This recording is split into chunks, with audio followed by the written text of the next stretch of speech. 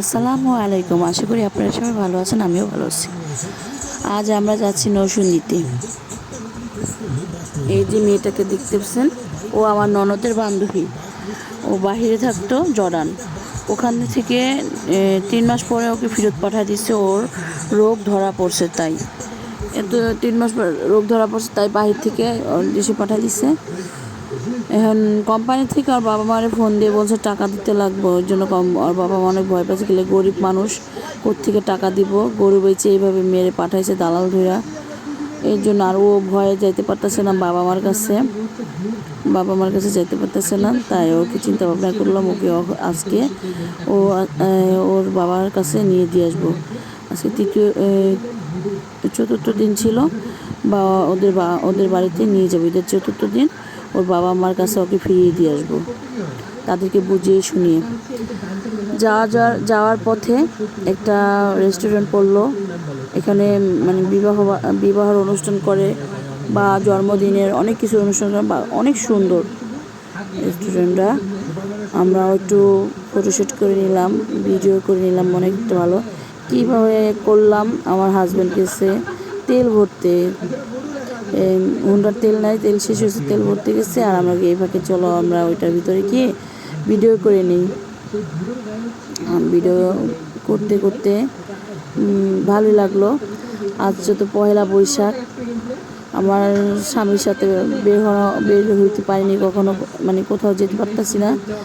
ছেলে মেয়ে সবাই আছে, ওদেরকে নিয়ে কোথায় যাব? ওদেরকে নানি বাড়ি পাঠাই দিলাম। একা একা ঘুরবো বলে গেলে ওকে দিয়ে আসার পর তো একাই হয়ে যাবে, দুজন মিলে একা একা একটু সময় কাটাবো। সবাই তো আশা করে যে সবার স্বামীকে নিয়ে একটু একা সময় কাটানোর জন্য। আমারও তো স্বপ্ন। আমি আবার বেশি আদি খিল্লা, জামাই ছাড়া কিছুই বুঝি না। জামাই লগে লগে ঘুরুম, জামাইয়ের লগে ঘোরার লাগে তাড়না দিই। অবশ্য দোকানদারি করে তো ঘুরতে পারে না, ইচ্ছা না আসলে একটু ঘোরাঘুরি হয়। সে সার্থক হয়েছে আমার জীবনটা আজকে। আমরা পয়লা বৈশাখে আমরা একসাথে ঘুরলাম, ভালোই লাগলো। আর এখন তো পুরো ফ্যামিলি আসবে না, আমরা 3জন যে গেছি, এটাই তো রিস্ক হয়ে গেছে আমাদের জন্য। অনেক রিস্ক হয়ে গেছে, 3জনই গেছি। ছেলেটাকে নিয়ে যেতে পারতাম। ছেলেটা এইভাবে ডিম হলি দেখার জন্য অনেক, ডিম হলি ভূতের গলি যাবে, বারবার বলতেছে আম্মু আমাকে ডিম হলি ভূতের গলি নিয়ে যাও। ওর বাবা বলছে যে নিবো বাবা, যেদিন হুন্ডা চালা যাবো না সেদিন যাবা, আর হুন্ডা চালাই নিলে তোমাকে নিব না। দেখেন এখানে কত সুন্দর ফটোশ্যুটের একটা সিন, মানে স্ক্যানের যে ছবি তোলার যে একটা ফুইটা তোলে এখানে, অনেক সুন্দর লাগতেছে। স্ক্যানটা অনেক সুন্দর হয়,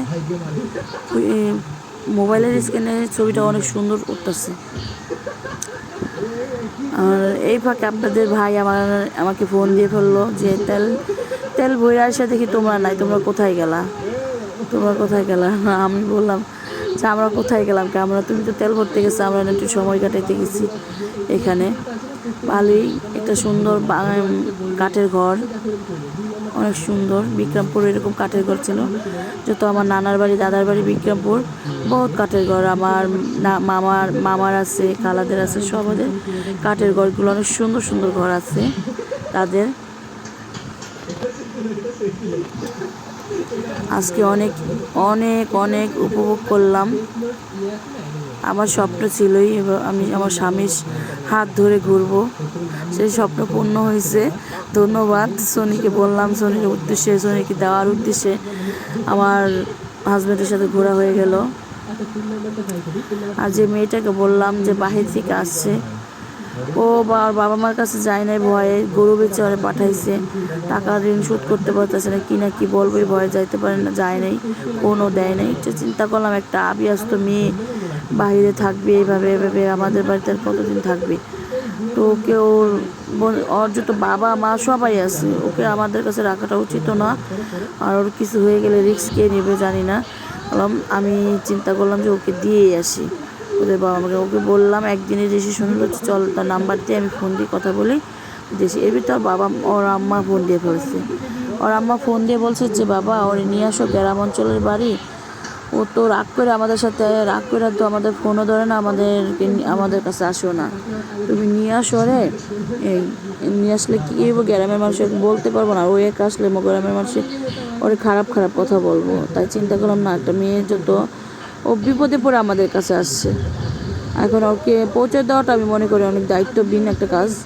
তাই ওকে পৌঁছে দিয়ে আসলাম। আর এখানে মাঝখান থেকে হলো আপনাদের ভাই চায়ের নেশা, অনেক এটা জানেন অবশ্যই, আগের পরে আমার যত ভিডিও দেখছেন চা চা চা চা ছাড়া কোনো কথাই নাই, সে শুধু চা চা খাইতে খাইতে ওর মনে খাদ্য নালি শুকে গেছে, অল্প অল্প খাবার খায়, ওরে বউ কোনো তার ফিরে পারতেছি না, ওর একটা করে আমার আটটা ধমকি দেয়। যেখানে দেখেন টিকটকার পাইলাম, ওই ছেলেটা হলো টিকটকার, বাচ্চা ছেলেটা, ও বলে টিকটক করে, স্ক্যাপ এই দিয়ে টিকটক করে। আর চাচার দোকান, রাস্তার পাশে একটা দোকান থাকা মানে বহুত কিছু। এখানে একটা দুর্ঘটনা ঘটলে সে তো অন্তত পক্ষে আর কিছু দিতে পারবো না, তবে একটু পানি দিতে হেল্প করতে পারবো।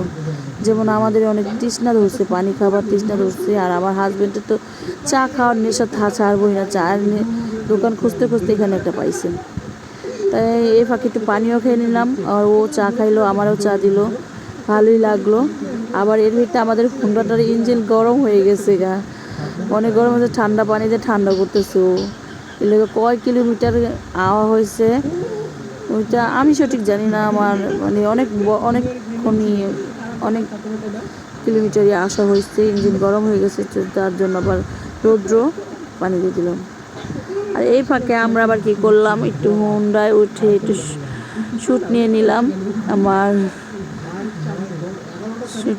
যত স্মৃতি তো স্মৃতি থাকে, স্মৃতির পাতা কি কখনো বন্ধ, চোখের পাতা বন্ধ হয়, স্মৃতির পাতা বন্ধ হয় না, স্মৃতির পাতাতে স্মৃতি থাইকেই যায়। আমি না থাকলে আমার হাজব্যান্ড মনে করবে, আর আমার হাজব্যান্ড না থাকলে আমি মনে করব, তাই একটু স্মৃতিটা বন্দি করে নিলাম। এর পাখি মিষ্টির দোকানে আসছে, মিষ্টি এদিকে ভালোই পাওয়া যায় না, অবশ্য এদিকের মানুষ সঠিক দেয়, দইটা অনেক ভালোই লাগলো, মিষ্টিটাও অনেক ভালোই লাগলো, কালারটা মানে সুন্দর না হোক ভালোই লাগছে। এখানে মিষ্টি হাত দিয়ে উঠায় রসটাই বেশি হয়ে যায়, আমরা বলতেছি রসটা কমাই দেন কমাই দেন কমাই দেন। তারপর রসটা কথা বলতে বলতে কমাইছে, রসটা কমানো হয়েছে। মিষ্টি নিলাম, দই নিচ্ছি,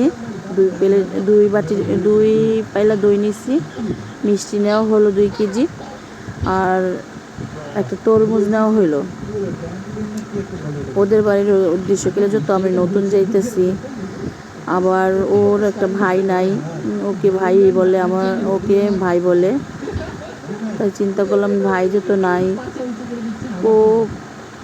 ওরও তো মা নাই, চারদিকে সবাই কী করলো, আপন মানুষের তো বহুত করলো, আদরে যত্নে ভালোবাসে সব কিছু দিয়ে, টাকা পয়সা সব কিছু দিয়ে উঠেলো, আদরে আপন মানুষ লাথি দিতে চলে গেল, এখন আছে পরে লাথি দিলে কি হয়, জঙ্গলে যাইতে লাগে, এই হলো দশা। দেখি পরের কাছে কি ভালোবাসা পাওয়া যায়। আবার একটু ফটোশ্যুট, একটু ভিডিও করা হলো। আমার অনেক ভালো লাগতেছে যে আমি আমার প্রিয় মানুষটার সাথে একটু ঘোরাফেরা করতে পারলাম, অনেক অনেক অনেক, সারাদিনই তো ঘরে বন্দি থাকি, আজকে ওর উসিলায় একটু ঘোরা হলো। আর ও দোকানদারি করে, সময় পায় না, একা দোকানদারি করে, সময় পায় না। আর একটা জিনিস কি, ওকে ওর বাবার কাছে দিতে পারছি, এটাই একটা শান্তি লাগতেছে। একটা শিয়ানা মেয়ে একা একা থাকার থেকে বাবা মার কাছে থাকাটা অনেক ভালো। আবার ওর বাহির থেকে যে সময় আসছে, ও বাহিরে ওর আলসার ধরা পড়ছে, এটা বাহিরের ডাক্তাররা বলছে, তাই ওরে খুব পাঠাই দিচ্ছে দেশে। পাঠানোর পরে আমার ননদ বলতেছে, ভাইয়া ওর আবার আরেকজন আসার কথা, আয়সা ওরে নিবি, নেয় ওর বাবা মার কাছে আসবো না, ওর কাছে একটা পয়সা ছিল না, বিদেশ থেকে একদিনে পাঠাই দিচ্ছে, একটা পয়সা ছিল না, খাবারের কোনো টাকা ছিল না।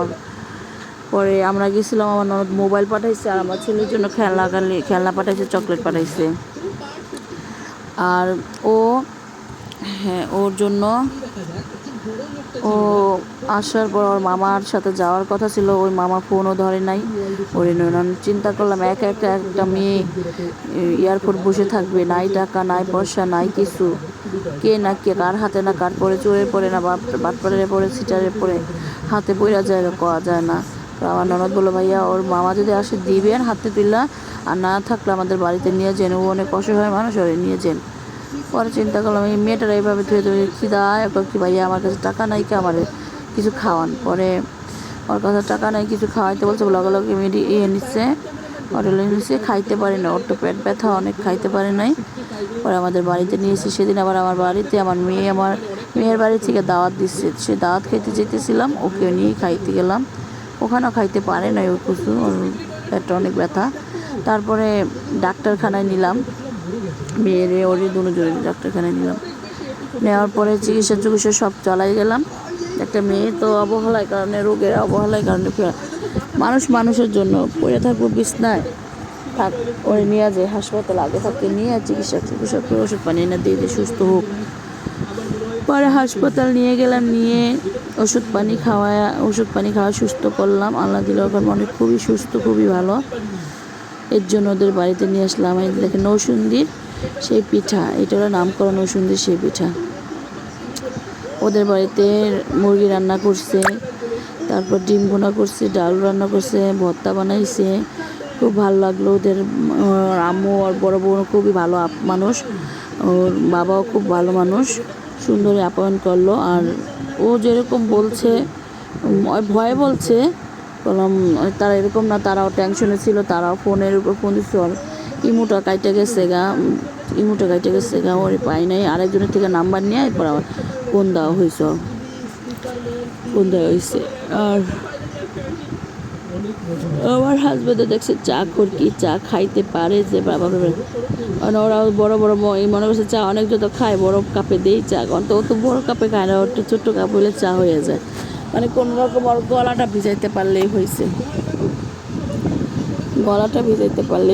আর এখন ওরে বললাম,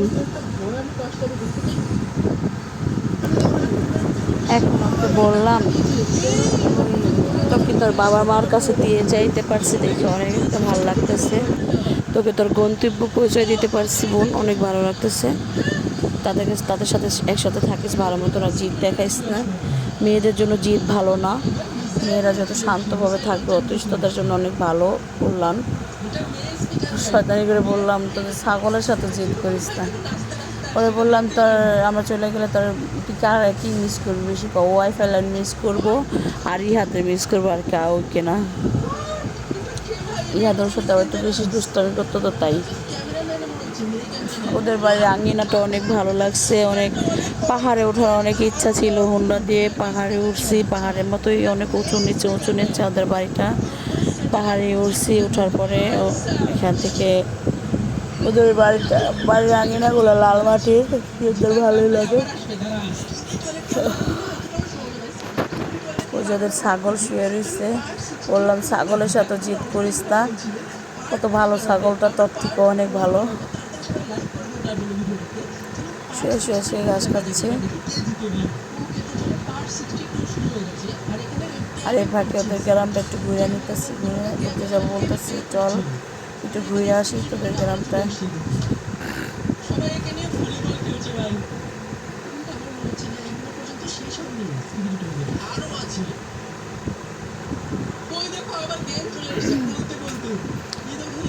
এই যে ঘুরতে গেলাম ওদের ঘরে, এখানে ধান নিছে, ধান রুটতে ধানের বুড়াই দিচ্ছে, ধানের সেই ঘেরান, এই ঘেরান আর এখন আর দেখি না, ঢাকা সত্যি এই ঘেরান পাই না।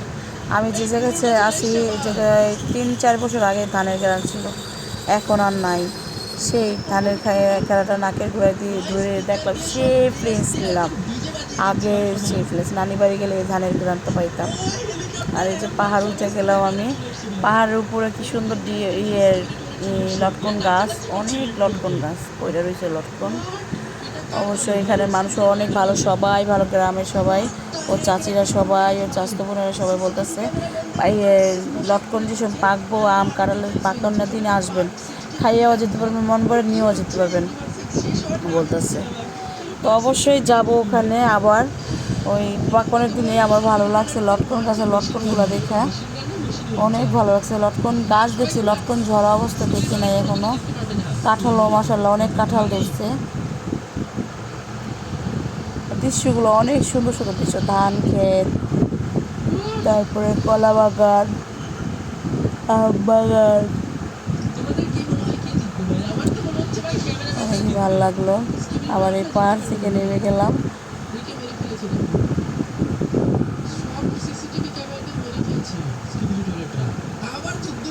ওরা মনে করছিল আমি উঠতে পারবো না। আমি তো ছোটোকাল থেকে গাছ সাপোর্টের একটু ছিলাম, উঠতে না নানির বাড়ি গেলেই নানিদের গাছে আম গাছ, কাঁঠাল গাছ, তারপরে পেয়ারা বাগানে ওখানে উঠে বসে থাকতাম। খুব ভালো লাগলো। ছোটোবেলার ফিলিংসগুলো এখন মনে করতে পারলাম একটু। নানির বাড়িতে অনেক মজা করছিলাম, নানি এখন নাই, সব শেষ আমাদের।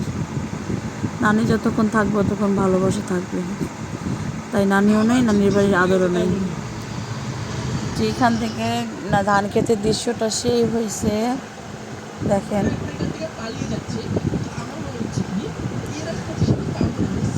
এখানে দৃশ্যগুলো অনেক সুন্দর, বাড়িঘরগুলো অনেক সুন্দর পরিষ্কার। দেখছেন মাটির বাড়ি, এটি মাটির বাড়ি। আঙ্গিনায় মরিচ শুকনো দিয়ে রাখছে, উঠান লেপা থাকে, উঠান লেপা মরিচ শুকনো দিয়ে রাখছে। আর অনেক বেশি বড় হয়ে গেল ভিডিওটা।